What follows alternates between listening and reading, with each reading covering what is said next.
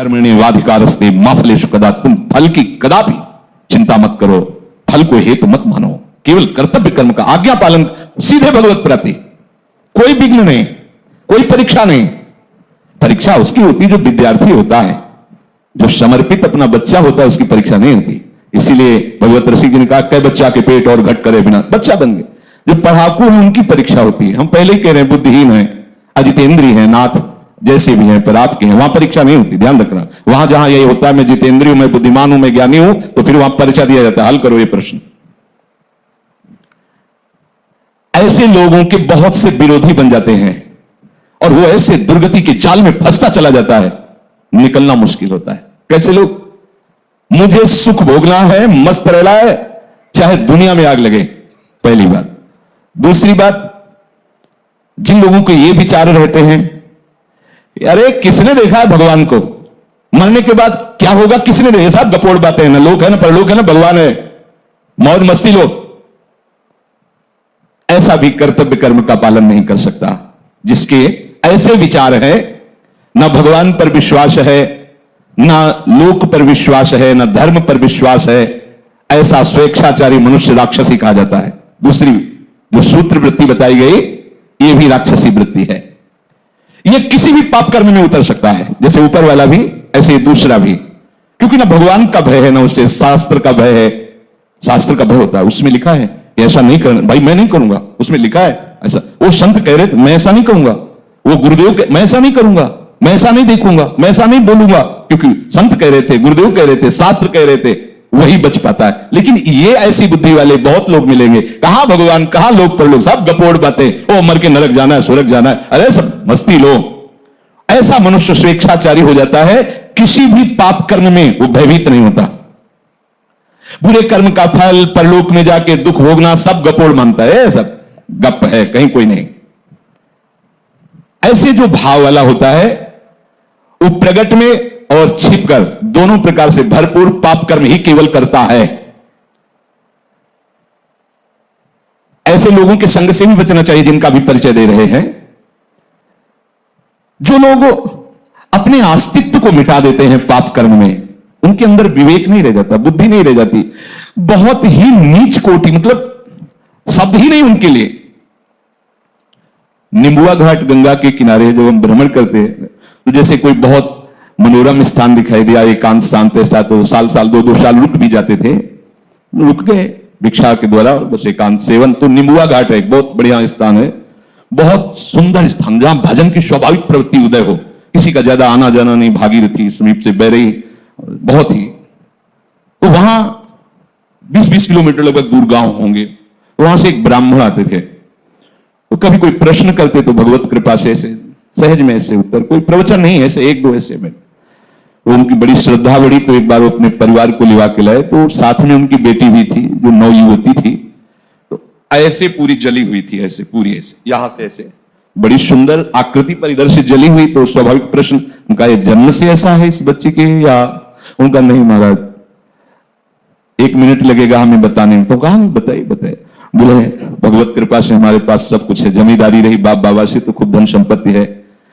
उस समय उन्होंने कहा करोड़ों रुपए लगाकर हमने अपनी बेटी का ब्याह किया बड़े घरानों में, और वहां गई तो कुछ समय तो ठीक रहा, फिर उन लोगों को पता नहीं क्या हुआ कि प्रताड़ित करने लगे। ये जब आती तो बताती, तो हमें लगता कि घर परिवार में ऐसा होता है। हमने कहा कोई बात नहीं, सहन करो, धीरे धीरे सब ठीक हो जाएगा, नया नया है इसलिए ऐसा। एक दिन उन्होंने उसे बांध दिया रस्सी से और मिट्टी का तेल डाल करके आग लगा दी। अब वो भगवान की लीला थी कि आग जो लगी तो सीधे रस्सी में ही लगी, पहले तो कुछ शरीर में लगी तो रस्सी जल्दी से जल गई तो जीना था, जीना से भागकर ऊपर छत में गई और पड़ोस के घर, पहले छप्पर होते थे ऐसे ऐसे आंगन बीच में, तो छप्पर में ऐसे गिर के और आंगन में गिर जाके। अब ब्राह्मण परिवार के थे तो उनके परिवार के ही वो थे और उनके पास बंदूक आदि भी थी। तो देखा उनका बेटा ये क्या, तो उनका पापा और सब मिलकर हमें जला रहे हैं। उनका बिल्कुल निश्चित कंबल आदि से ढका उसको और बंदूक लेकर खड़े हो गए और कहा सबको गोली मार देंगे अगर हमारे घर आओगे। और फिर सूचना दी उनके पिता को, वो उनको, अब वो ऐसे, अब ये क्या है, क्या है, अर्थ भी है लेकिन पिशाच वृत्ति है, उनको पता नहीं कैसा घोर कर्म कर रहे हैं। क्योंकि किसने देखा भगवान को, किसने देखा लोक परलोक को, मनमानी आचरण। कोई भी पाप प्रवृत्ति करने में उनको शर्म नहीं लगती। ऐसा, अरे तुम्हारी बेटी जब दूसरे के घर जाए ऐसा बर्ताव हो तो तुम्हें कैसा लगे? अरे ये कोई जलाने की वस्तु है? इस तरह से कोई प्रताड़ित करता है किसी को, राक्षस के सिवा और कौन कर सकता है?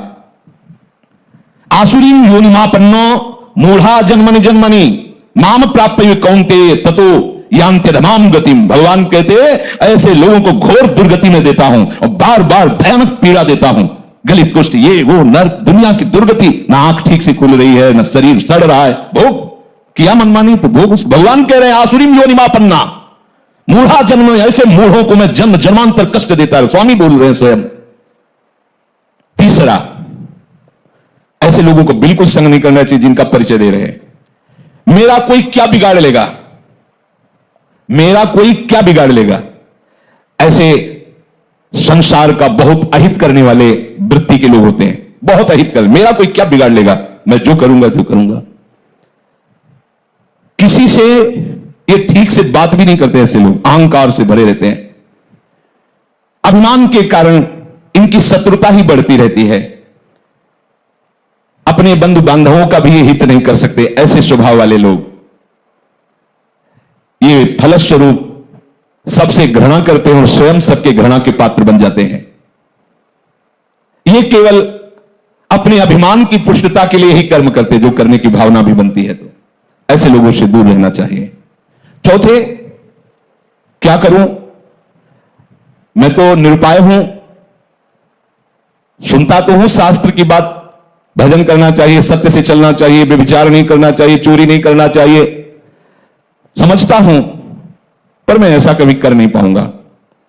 वो तो कोई अवतारी पुरुष होते हैं जो भजन आदि करते हैं, हम लोगों के तो और बस विषय सेवन, ये थोड़ा सा, इनकी थोड़ा सा बुद्धि प्रकाशित है। वो इतना तो मानते हैं कि जो शास्त्र और संतजन कह रहे हैं सत्य है, पर मैं ये कर नहीं पाऊंगा, ये भी चौथे नंबर पे है। ऐसे लोगों का भी संग नहीं करना चाहिए। भाई मेरे से भजन होता नहीं है, हाँ ठीक है, भजन करना वो संत महात्माओं का काम है, हमारा काम नहीं है।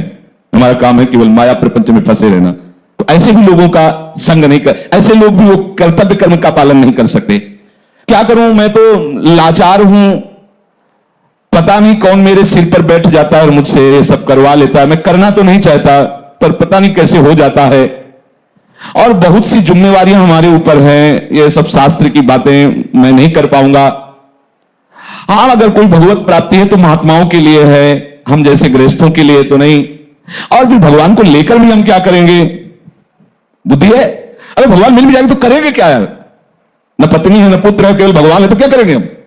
बुद्धि है, उतने विकास है।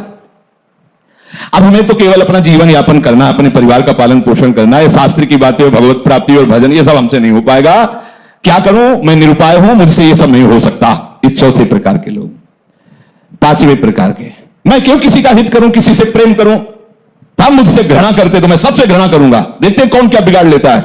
ऐसी बुद्धि के होते हैं, ऐसी हीन भावना अपने अंदर भर लेते हैं कि सबको दुख देते रहते हैं, वाणी से, चेष्टा से। वो एकदम जल, सोचो कैसी स्थिति होगी। और ऐसे है, दर्शन होते हैं, हाँ ऐसे है। अगर होते तो लिखा कैसे जाता शास्त्रों में।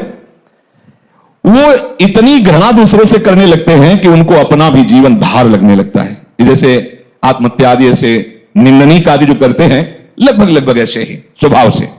जब दूसरों का बहुत अहित किया जाता है तो अपनी बुद्धि खुद निर्णय कर देती है कि इससे अच्छा है मर जाओ, और वो ऐसा उपाय करने लगता है कि यार वो एकदम निराश, एकदम हताश, अपने ऊपर घृणा आ जाती है।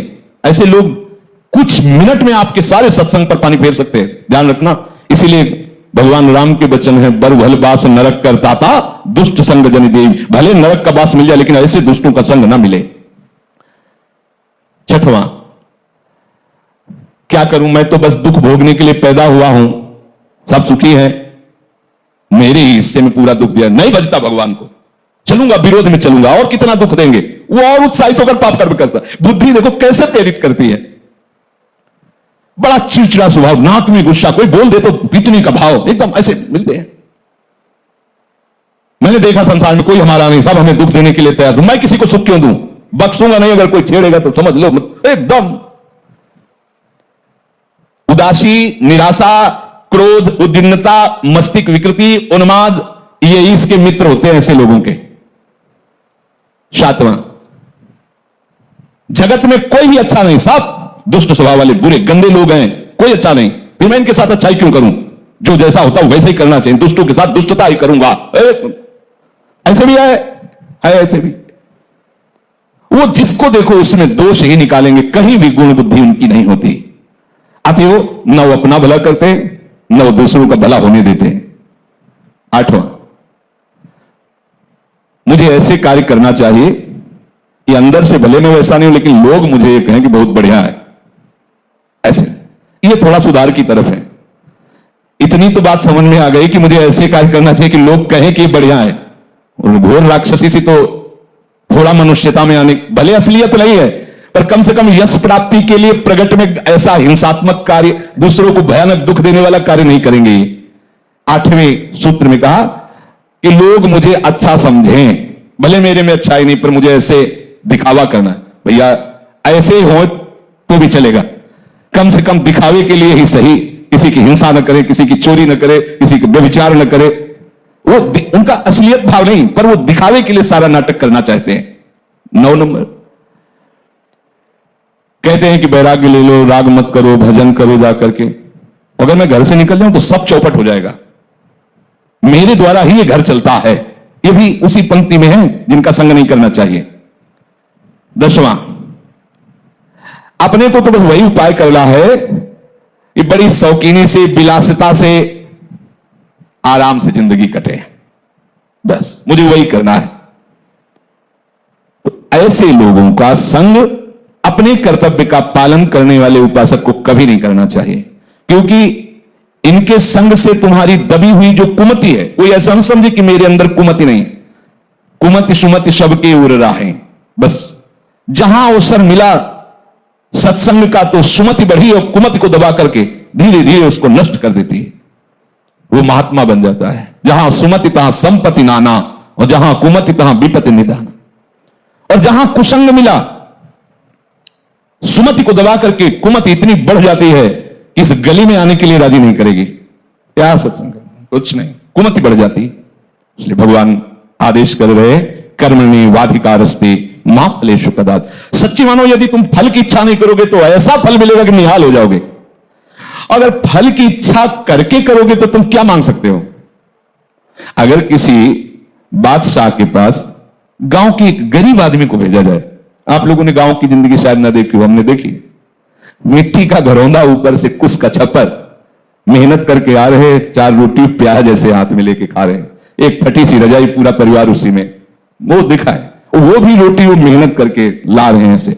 अब उस आदमी को एक बादशाह के सामने पेश किया जाए, जो चाहो मांग लो, वो क्या मांगेगा? बहुत ये कहेगा कि ये हमारा घर पक्का बन जाए, और हिम्मत करेगा डरते हुए तो साल भर के लिए भोजन व्यवस्था कर दी जाए। वो क्या मांगेगा? अगर बादशाह के ऊपर छोड़ दे कि हुजूर आप जो चाहें, तो वो अपनी लेवल से सोचेगा। वो जब सोच के देगा तो तुम्हें जो मांगना भी नहीं आता था वो अपने आप सब प्राप्त हो जाएगा। ऐसे चतुर सुजान भक्तों से जब भगवान ने कहा है कि वरम ब्रूहि, वरदान मांगो, ये होता क्या प्रभु वरदान? कई ऐसे चतुर सुजान भक्त ये है जिन्होंने भगवान को फंसा लिया। तो जो इच्छा हो, तो प्रभु मांगना ही नहीं है तो मतलब मांगे तो क्या, हमें कुछ समझ में ले, आपको जो अच्छा लगे आप दे दीजिए।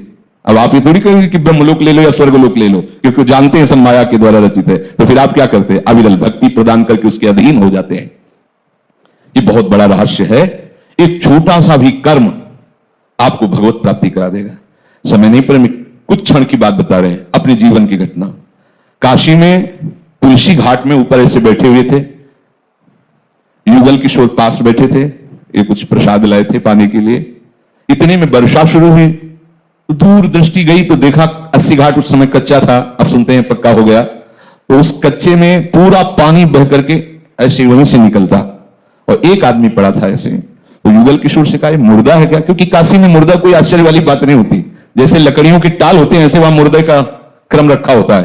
अखंड चिता जलती रहती है, अखंड चिता। दशाश्वमेध घाट में सैकड़ों चिताएं जलती ही रहती है, महाश्मशान चलती ही रहती। वहां मुर्दा कोई खास बात नहीं होती। अरे मुर्दा वह तो एक साधारण बात है, चिता भस्मा लेपो गरल मसन, वो महादेव की नगरी।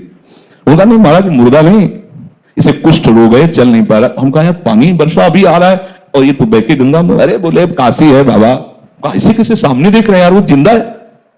वो उठे और सीढ़ियां, बहुत ऊंची ऊंची सीढ़ियां हैं, सीढ़ियों से उतर करके जले गए तो काफी पानी आ चुका था, वो बस ऐसे गर्दन लेटे हुए थे ऐसी जगह, और ताकत थी उस समय।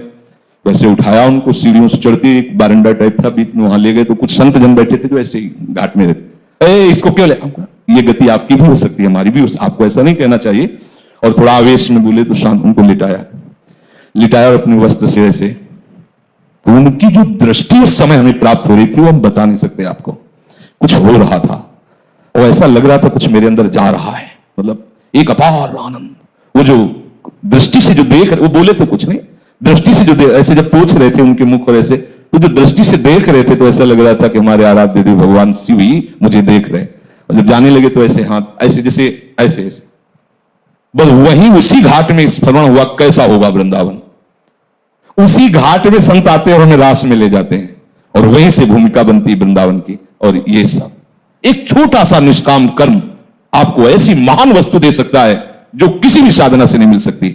इसलिए हमारे सिद्धांत में वाणी में लिखा हुआ है, सुख देवे को चाहो। ये बहुत बड़ी बात है।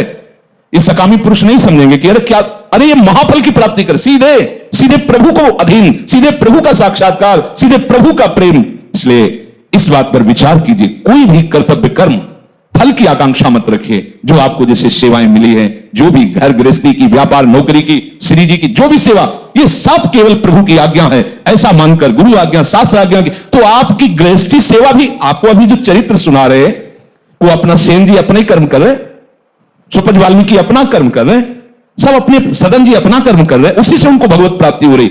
भगवान नाम स्मरण, भगवत भावना से किया हुआ प्रत्येक कर्म भगवत प्राप्ति कराने में समर्थ है। शेष चर्चा आगे। श्री राधा।